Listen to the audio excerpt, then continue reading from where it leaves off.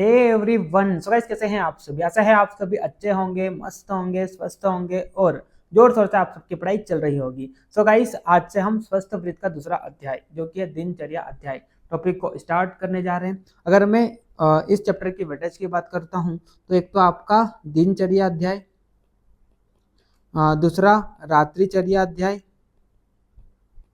और तीसरा ऋतुचर्या अध्याय।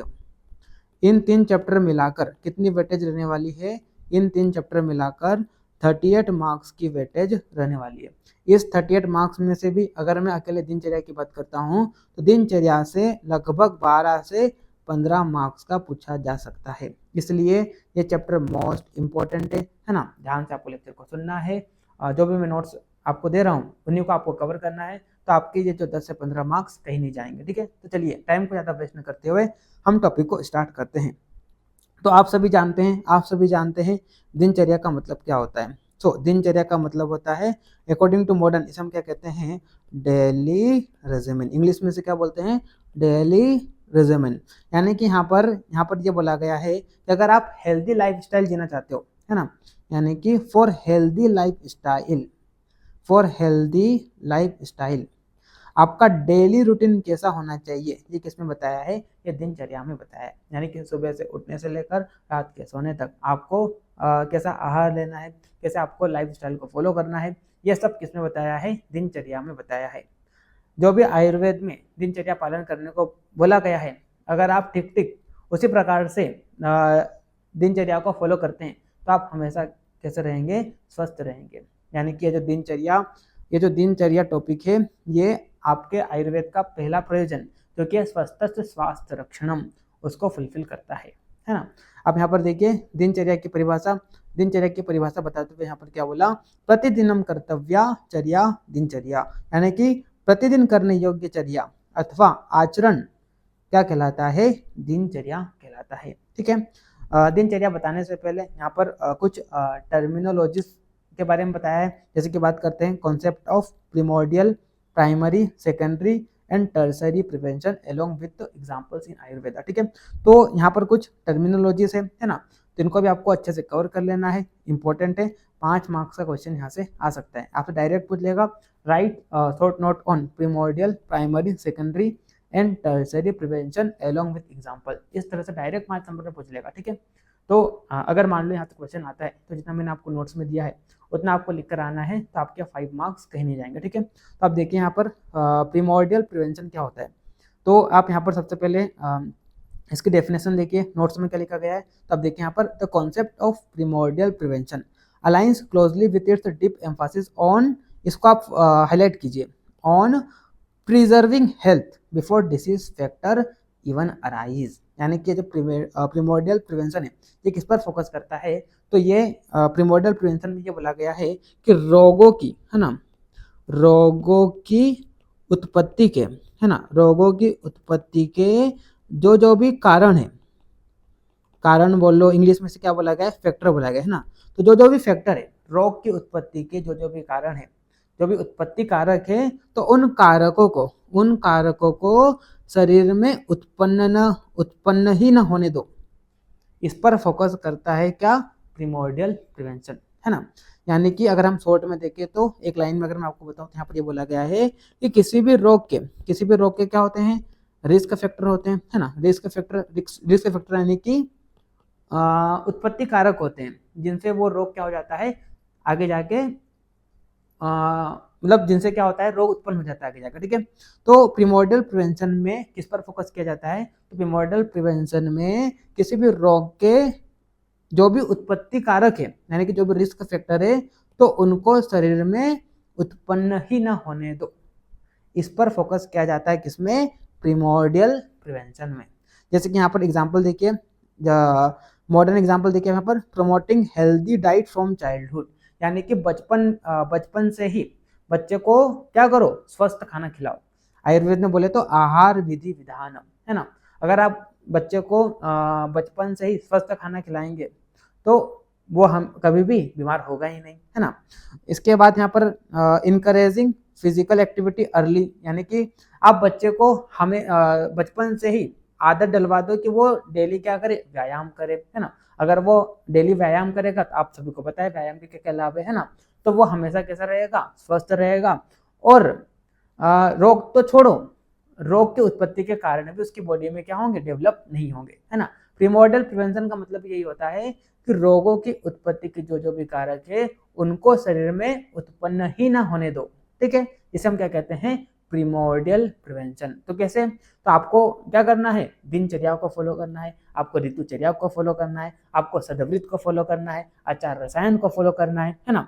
यानी कि जो जो भी आपके लिए हितकर है, जैसे कि बचपन से ही आपको क्या करना है, स्वस्थ हेल्दी फूड लेना है ना।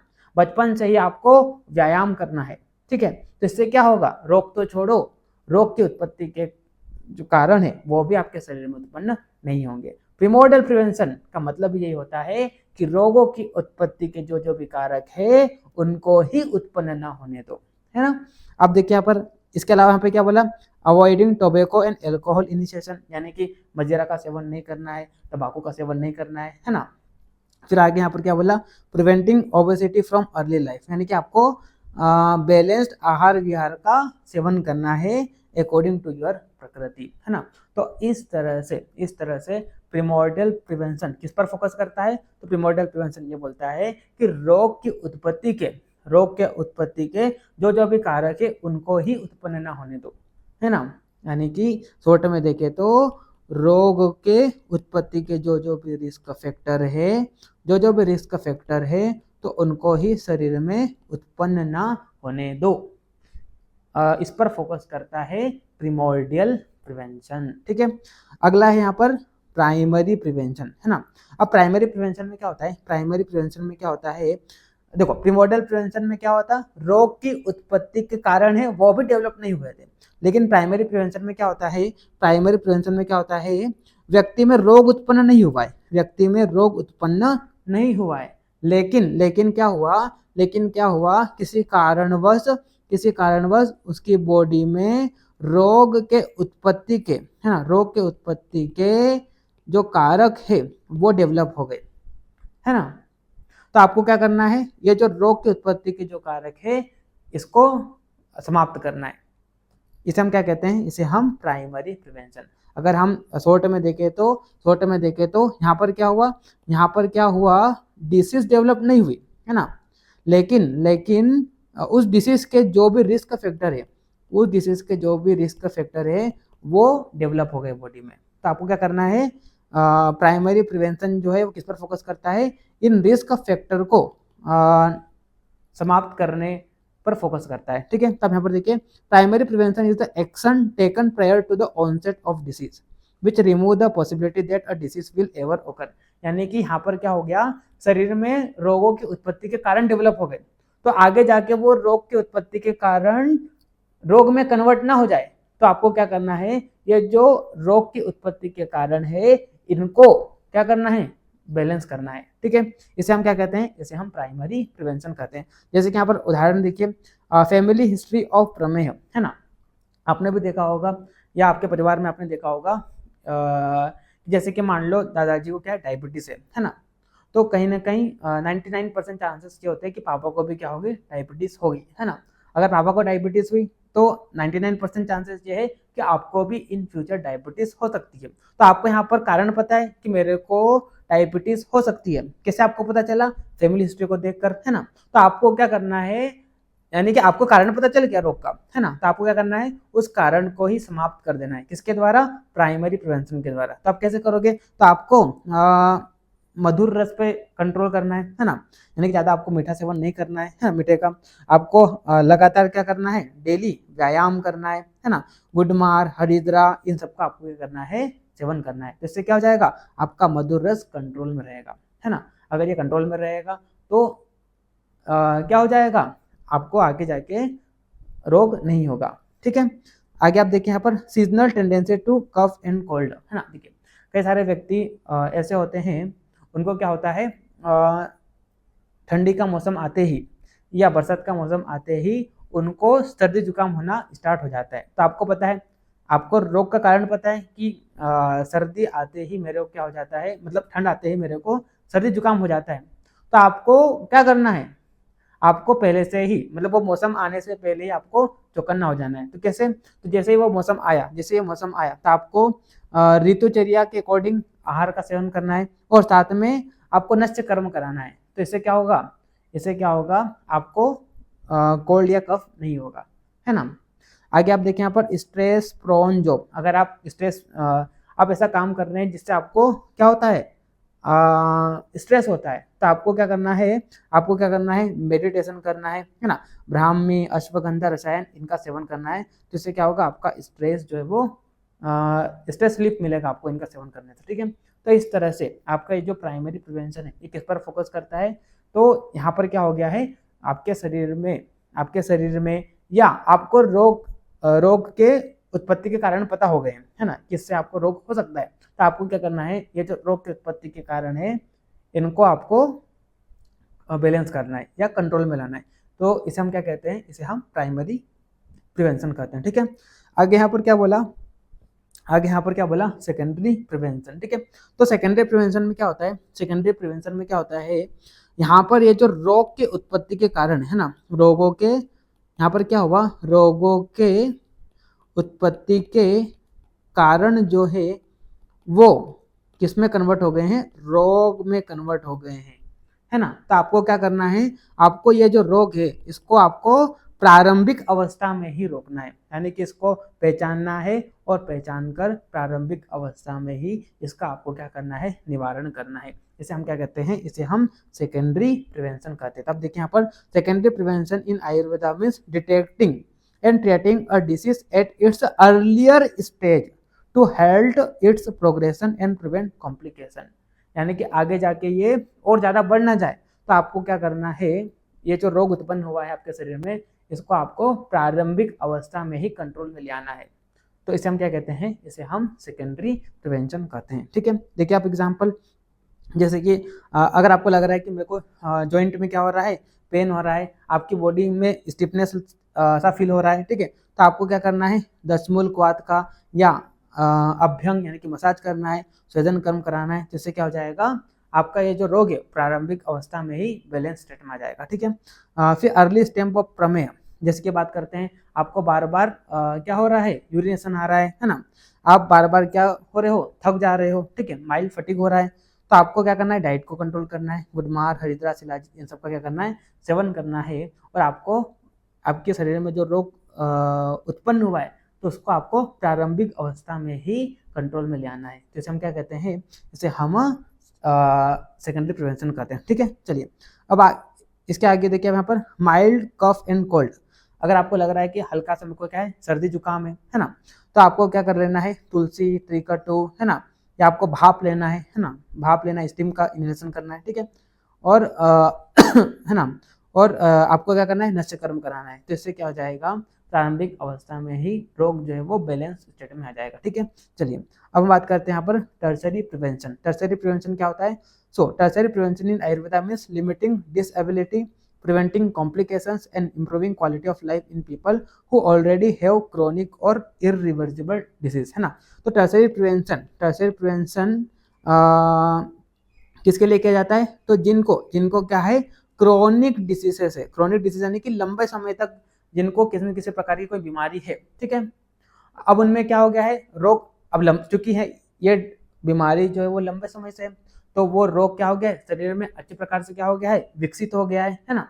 तो वो रोग बढ़ के, है ना, और अधिक जटिल ना हो जाए। रोग तो उत्पन्न हो गया आपके शरीर में, है ना, तो उस रोग को बढ़ने से रोको ताकि वो और ज्यादा कॉम्प्लिकेटेड ना हो जाए। तो इसे हम क्या कहते हैं? इसे हम टर्सरी प्रिवेंशन कहते हैं। यानी कि यहाँ पर रोग तो अच्छे प्रकार से आपके शरीर में क्या हो गया है? उत्पन्न हो गया है ना, अच्छे प्रकार से विकसित हो गया है। लेकिन अब ये जो आपका शरीर में रोग उत्पन्न हुआ है और बढ़ने लग रहा है ना, तो उसको बढ़ने से रोकना है ताकि आगे जाके और ज़्यादा ये कॉम्प्लिकेटेड ना हो जाए। इसे हम क्या कहते हैं? इसे हम टर्सरी प्रिवेंशन करते हैं। जैसे कि आप यहाँ पर देखिए ऑस्टियो आर्थराइटिस, है ना, अगर आपको अब ये क्या है? क्रोनिक डिसीज एक प्रकार की, तो इसके ये ऑस्टियो आर्थराइटिस आगे जाके और ज़्यादा कॉम्प्लिकेटेड ना हो जाए तो आपको क्या करना है? ऑयल मसाज, मात्रा बस्ती, जेंटल, है ना, योगा का आपको क्या करना है, योगा करना है डेली, है ना। तो इससे क्या हो जाएगा, ये जो डिसीज उत्पन्न हुई है और ज़्यादा कॉम्प्लिकेटेड नहीं होगी, ठीक है। फिर आप देखिए यहाँ पर पोस्ट स्ट्रोक पैरालिसिस अगर आपको हो गया है तो अभ्यंग, स्वेदन, बस्ती, अश्वगंधा का सेवन करना है, ठीक है। और डायबिटिक फुट अल्सर हो गया है ना, यानी कि प्रमेह पीड़क, तो इसमें क्या करना है, लोकल वाउंड हीलिंग विथ जत्यादि तेल और ब्लड शुगर कंट्रोल, है ना। तो इस प्रकार से आपको यहाँ पर कहने का मतलब ये है कि आपके शरीर में जो रोग विकसित हुआ है तो ये और अधिक ना बढ़े आपके शरीर में, और अधिक कॉम्प्लिकेटेड ना हो, तो इसको रोकना, इसे हम क्या कहते हैं, इसे हम टर्सरी प्रिवेंशन कहते हैं, ठीक है। आप यहाँ पर देखिए इन शॉर्ट में आप देखिए यहाँ पर प्रीमोर्डियल प्रिवेंशन में क्या हुआ था, रोग उत्पत्ति के कारण भी उत्पन्न नहीं हुए थे, यानी कि यहाँ पर कोई रिस्क फैक्टर नहीं था, और है ना। तो देखो प्रीमोर्डियल प्रिवेंशन में रोग की उत्पत्ति के जो कारण है उन्हें ही उत्पन्न ना होने दो, इसे हम क्या कहते हैं, प्रीमोर्डियल प्रिवेंशन। प्राइमरी प्रिवेंशन की बात करते हैं, तो यहाँ पर क्या हो गया है, रोग उत्पत्ति के कारक, है ना, रोग उत्पत्ति के कारक यानी कि रिस्क फैक्टर आपके बॉडी में क्या हो गए हैं, डेवलप हो गए हैं। अब वो रोग, ये जो रिस्क फैक्टर है आगे जाके डिसीज ना कर दे, यानी कि रोग को उत्पन्न ना कर दे, तो आपको क्या करना है, इनको रोकना है, यानी कि रोग उत्पन्न होने से पहले ही आपको क्या करना है, ये जो रिस्क फैक्टर है इनको समाप्त करना है, इसे हम क्या कहते हैं, प्राइमरी प्रिवेंशन, ठीक है। सेकेंडरी प्रिवेंशन की बात करते हैं, तो यहाँ पर क्या हो गया, यहाँ पर ये जो रोग उत्पत्ति के कारण यानी कि जो रिस्क फैक्टर है ये रोग में कन्वर्ट हो गया है, तो आपको क्या करना है, शुरुआत में ही यानी कि जो रोग की अवस्था है, तो रोग जो उत्पन्न हुआ है तो उस रोग को प्रारंभिक अवस्था में ही आपको क्या करना है, पहचानना है और उसको आपको क्या कर देना है, समाप्त कर देना है, ताकि आगे जाके ये कॉम्प्लिकेटेड ना हो। टर्सरी की बात करते हैं, तो ये टर्सरी प्रिवेंशन कब हम करते हैं, तो क्रोनिक डिसीज में टर्सरी प्रिवेंशन किया जाता है ना। Prevent disability and improve life, यानी कि यहाँ पर आपके बॉडी में अब रोग तो विकसित हो गया है, अब आगे जाके और ज़्यादा ना बढ़ जाए, आगे जाके और ज़्यादा ये कॉम्प्लिकेटेड ना हो जाए, तो इसको आपको क्या करना है, रोकना है, जैसे हम क्या कहते हैं, इसे हम टर्सरी प्रिवेंशन कहते हैं, ठीक है। तो इस तरह से आज हमने क्या देखा, primordial, primary, secondary and tertiary prevention देखा। आई होप आपको समझ में आ गया होगा, है ना। तो मिलते हैं नेक्स्ट लेक्चर में, तब तक के लिए okay bye, see you again.